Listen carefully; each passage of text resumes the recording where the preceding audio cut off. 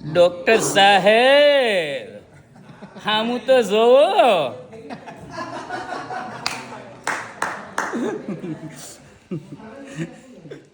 કોરોનાની લહેર આવીને તો મારે ચાઇના આવવાનું હતું સમજ્યા. પણ તઈ મેં વિચાર કર્યો કે ભાઈ હું ભણેલો નથી અને આપણે ક્યાં તઈ કોઈ આપણને આવે હિતેશભાઈ જેવા માણસ કોઈ આપણને હતા મળ્યા નહીં તો એકલા આવવાનું હિંમત ન આવી કે આપણને એમ લાગે કે ભાઈ આપણે અભણ સવી કે ભાઈ આપણે ચાઇનામાં જઈને આપણને કાંઈ નહીં ખ્યાલ આવે તો એવું કાંઈ અહીંયા છે જ નહીં. ચાઇનાની અંદર તમે અભણ હો તોય આવી શકો છો અને તમે કાંઈ પણ મૂંઝાતા હો કાંઈ પણ અટવાતા હો તો આપણે જો આ હિતેશભાઈ છે એમાં એક વાર તમને એવું લાગતું કે ભાઈ આપણે એકલા નહીં જઈ શકીએ તો આપણે આ તરીકે હિતેશભાઈ છે અહીંયા તો એનું માર્ગદર્શન તમારું પૂરું પાડે છે.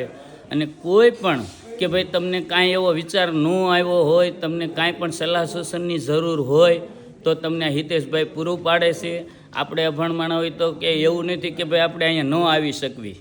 અહીંયા આપણે જમવામાં પાવભાજી છે અહીંયા જુઓ ગુજરાતી આપણે પાવભાજી પછી આ પુલાવ ભાત એમ રોજ ગુજરાતી ડીશમાં 2 શાક હોય એક કઠોળનું હોય તો એક ઓલું હોય.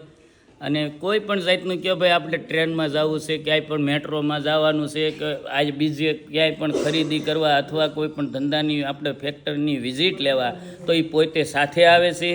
એટલે કોઈ જાતનું તમારે એવું કંઈ ડરવાની જરૂર નથી કે ભાઈ આપણે સાઈના આપણને પણ અહીંયા તો તમને ઇંગ્લિશ આવડતું હોય તોય કામનું નથી. હા અહીંયા તો સાઈના જ હાલે છે સમજ્યા. એટલે આપણે કોઈ એવી જરૂરિયાત નથી કે ઇંગ્લિશવાળાને જ અહીંયા હાલે છે. અહીંયા આપણો ગુજરાતી માણાય હાલે હો બાપા. એકવાર આવો અને જોવો સાઈના આવો અને અહીંયા સાઈનાનું જોવો અને ધંધા માટેનું કોઈ પણ નવો તમારો કાંઈ પણ વિચાર હોય તો એકવાર ચાઇના આવવાની ફરજિયાત જરૂરત છે.